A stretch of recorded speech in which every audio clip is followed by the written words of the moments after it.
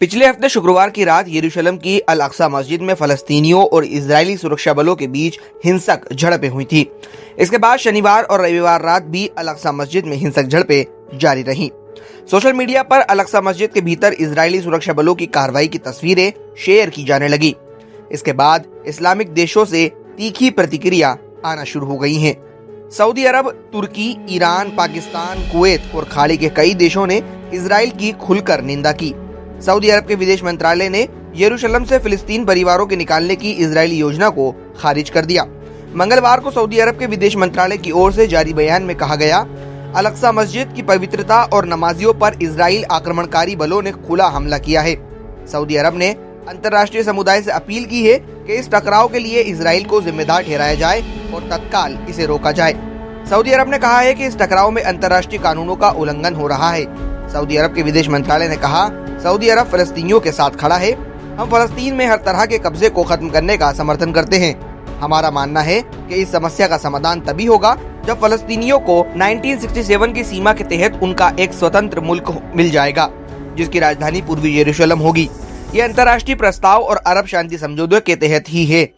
सोमवार को इजरायल सुरक्षा बलों की कार्रवाई में दर्जनों फलस्तीनी जख्मी हो गए थे। इजरायल सुरक्षा बलों ने तब फलस्तीनी प्रदर्शनकारियों के खिलाफ रबड़ बुलेट का इस्तेमाल किया था। बाद में टकराव रॉकेट और हवाई हमले में तब्दील हो चुका है। इसमें अब तक कई फलस्तीनियों की मौत हो चुकी है। तुर्की के राष्ट्रपति रेसिप तैयब अर्दोआन ने मंगलवार को अल अक्सा मस्जिद के पास हिंसक झड़प और फलस्तीनियों के अधिकारों को लेकर कई इस्लामिक देशों के प्रमुख को फोन लगाया। अर्दोआन ने मलेशिया, जॉर्डन, कुवैत में के राष्ट्र प्रमुखों और हमास के राजनीतिक ब्यूरो प्रमुख से इजराइल को लेकर बातचीत की। तुर्की के राष्ट्रपति कार्यालय से जारी बयान में कहा गया है कि अर्दोआन ने हमास के राजनीतिक ब्यूरो प्रमुख इस्माइल हानिया से बात की है। राष्ट्रपति अर्दोआन ने कहा है कि अल अक्सा मस्जिद पर इजरायली हमला आतंकी कार्रवाई है।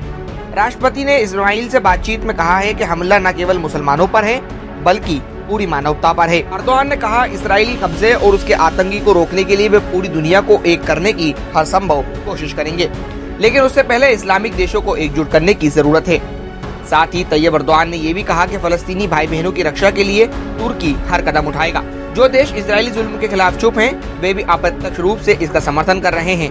मैं पूरी दुनिया और खास करके इस्लामी दुनिया से अपील करता हूं कि वो इजरायली हमले के खिलाफ एकजुट हो जाएं।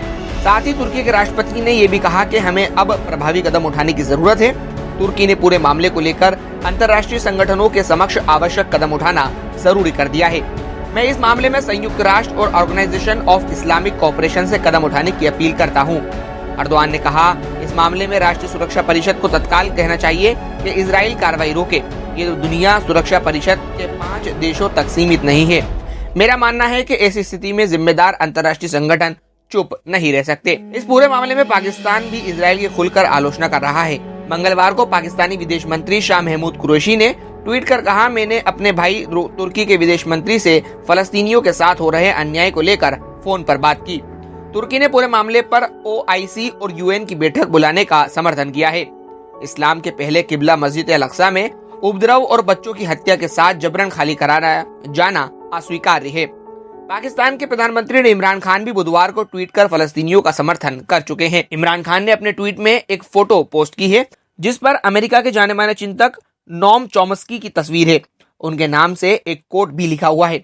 इस कोट में लिखा हुआ है, तुम मेरा पानी ले लो, मेरे पेड़ों को जला दो, मेरे घरों को तबाह कर दो, नौकरियां छीन लो, माँ की हत्या कर दो, मेरे देश में धमाके करो, हमें भूखा रखो, अपमानित करो, लेकिन हमें इन सब के बदले एक रॉकेट दागने के लिए दोषी ठहराओ।